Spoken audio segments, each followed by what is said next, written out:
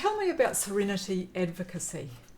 Well, Serenity Advocacy is about helping people live more fulfilled lives.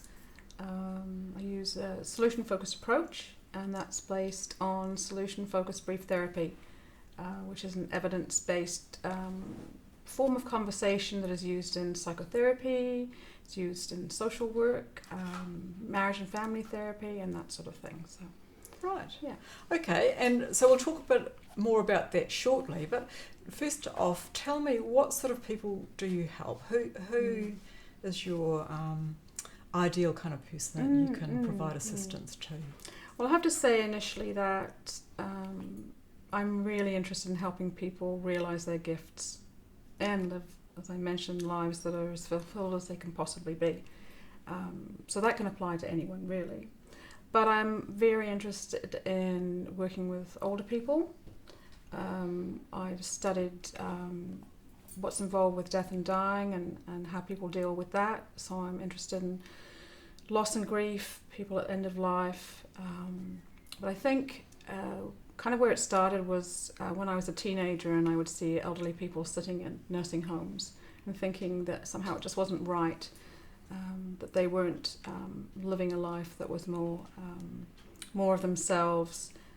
So that's kind of translated into me now, many years later, with a focus on older people, focus on people who are caring for maybe family members, perhaps family members with dementia, and also professionals who are working with people. So I've been developing workshops to help them use a solution-focused approach to help their clients with the challenges that they face.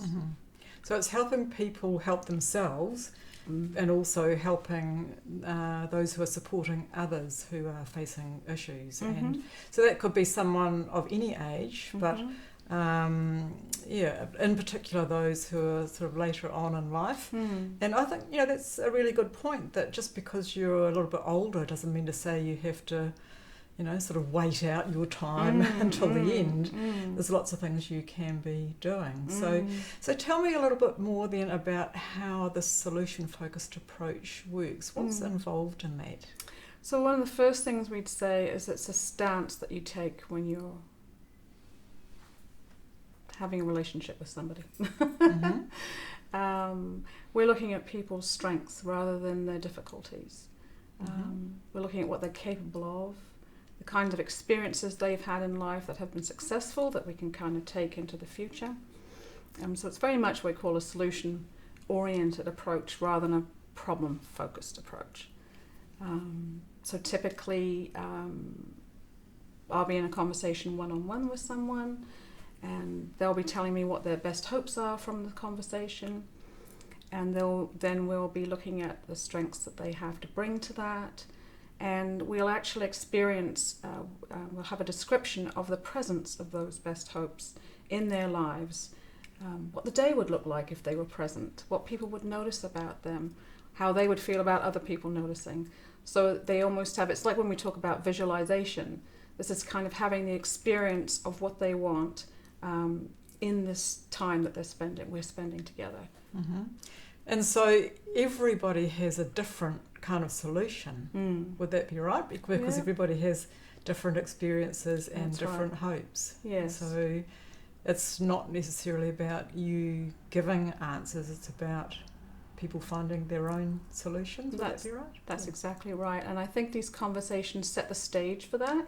So often a lot of what happens after the conversation is where all the sort of creativity happens, if you like, and people find ways of finding what is useful to them out in their real world, in their real relationships. So it's almost, the conversation is like a springboard, if you like, for them. It's helps to open up pathways of possibility.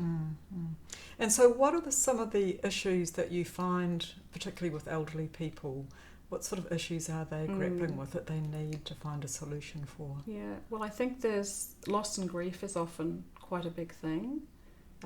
It can be loss of their old lives. It can be loss of perhaps some physical abilities that they used to have, loss of loved ones. So those are the sorts of things that people might face.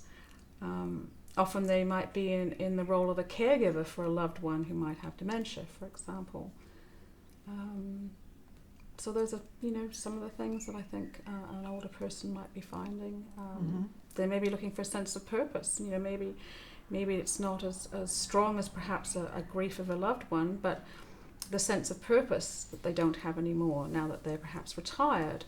And so it's finding new ways of filling the time that they have available to them and making that most worthwhile for them. Mm-hmm. And you've developed a little journal to help people through this process. Mm-hmm. Would you like to tell us a little bit about that? Yeah, I'd love to. So I think a lot of this for me is about empowering other people. I sort of see myself as a kind of perhaps a facilitator, as you mentioned before, not giving advice, but helping people find their own ways to their own advice, if you like. And so if they can't have a conversation with me where I can help them go deeper, I've developed a journal, which is as if they were having a solution-focused conversation with me, but they can apply it to themselves. So I think it will be very useful. It's called Serenity Inspiration Solution-Focused Living Journal. And it's just a 7-day one, because I think that's probably a commitment that people can make, to sit down each morning, and there's a certain set of questions that they ask themselves, and they envision their day, and then they go out and live their day, and then they revisit this with another question, and that happens each day. And I've also got a list of strengths and abilities that they can look at, and a kind of a really lovely way to look at your strengths and abilities. So you think about, what is it that I can bring to my day that's going to be really useful, and who inspired that in me? And often that's a lovely kind of story that you can go through with yourself about, that was my dad. I remember my dad doing that, and now I've got it in me, and it's a fond memory of my dad, and it's meaningful for me now. And it somehow things like that stick with you and come up, and you're facing a challenge. You can think of those things. They'll pop into your head quite naturally because you've thought about them already. So that's the kind of thing that this book can help you do. So it's about sort of digging deep within yourself to find the answers and the solutions that are specific to you. Great. Yeah. And one of the things I know that you do is you run workshops for all sorts of people.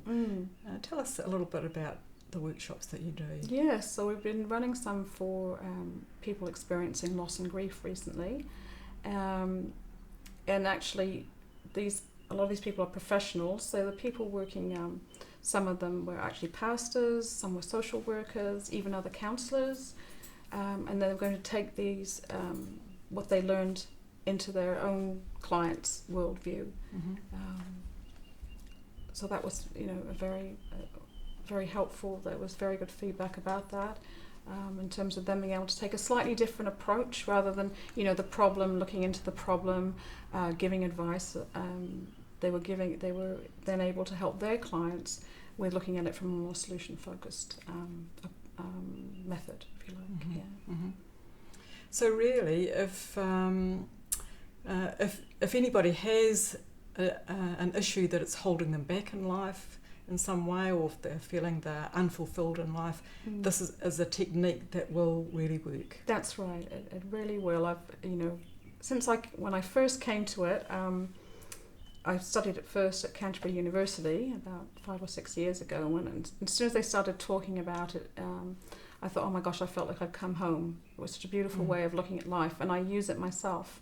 That's how I know it works. All right. Yeah. Thanks very much, Anne. Thank you very much.